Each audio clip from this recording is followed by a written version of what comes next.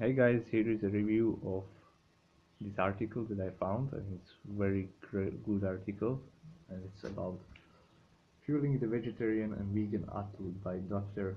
Joe Fuhrman and Diana and Ferrari, and it's from Sports Medicine from 2010, and they go through or go over different things such as recovery times, things like sports performance, also calories, which foods are good, which are not so good, and yeah, supplements for vegan athletes.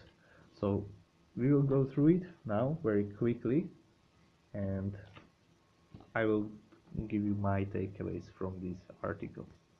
So as we know, it is undisputable that vegan and vegetarian diets are much more nutrient dense compared to standard American diet and many other diets, and this plays the most important role when it comes to recovery from performance. Uh, as I have noted here, a diet high in antioxidants and phytochemicals may also attenuate exercise-induced oxidative stress in athletes. That's why like smoothies and things like this full of fruits and veggies is very good for recovery. And so this is one of the things. So basically the common theme is that you want the best calorie to micronutrient or nutrient ratio.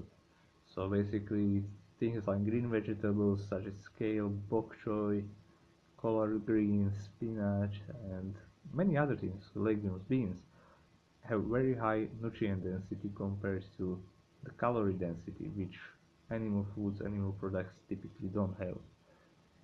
However, there are also some shortcomings when it comes to vegan diet, and I think they made an excellent job to point it out.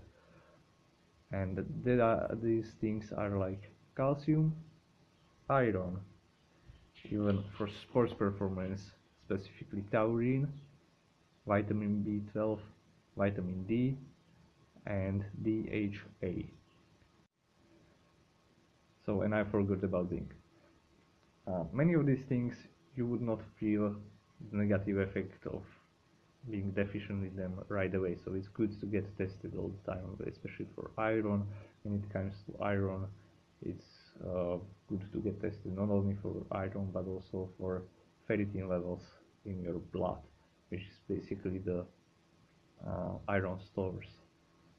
And one of the things that they point out is about DHA, that it might be very beneficial for vegans to supply it. Also, there is a conversion from ALA to EPA and DHA, and it's about 5 to 10%.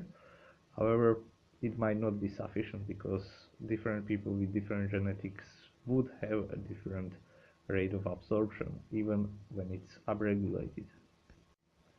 So, from my perspective, a good supplement for this is, for example, the VEG1, VAG1, which is um, produced in UK, and it has iodine, it has vitamin B12, it has vitamin D in the form of D3, which is better than D2 for us.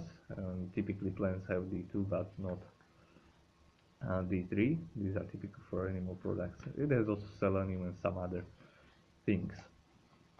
So these are the things that you might be aware. And even when you are supplementing, we are transitioning into the protein, our favorite topic.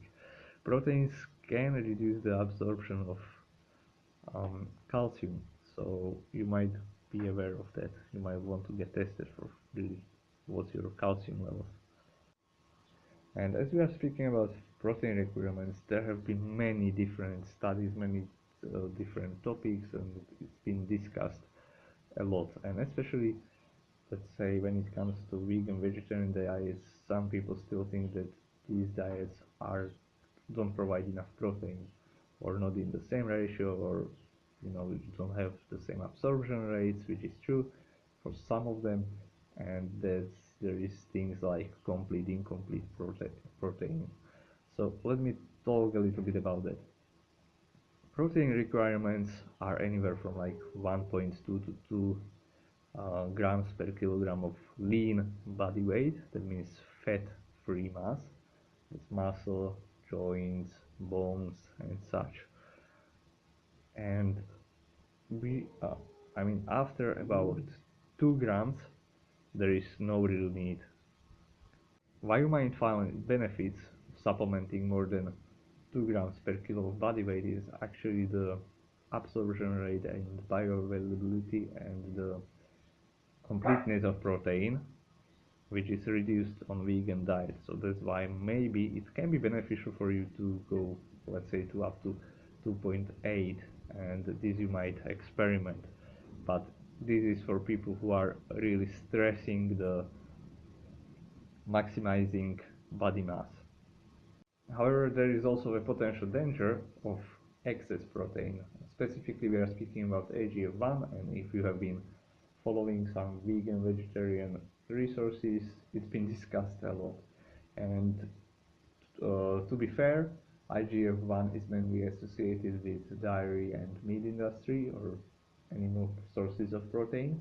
However, any isolated source, like for example soy protein, also spikes and increases your IGF-1. So it's like the total consumption of protein, which is inversely related to longevity and health.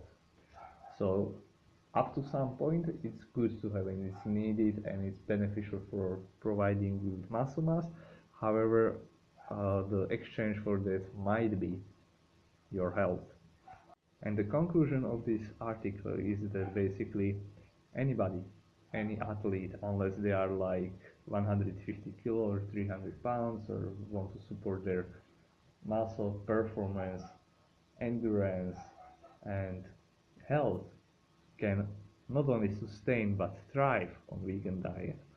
And rather than focusing on supplements like protein powders and BCAAs, you as a vegan athlete would probably benefit much more from adding B12, vitamin D, zinc, DNJ, and possibly taurine.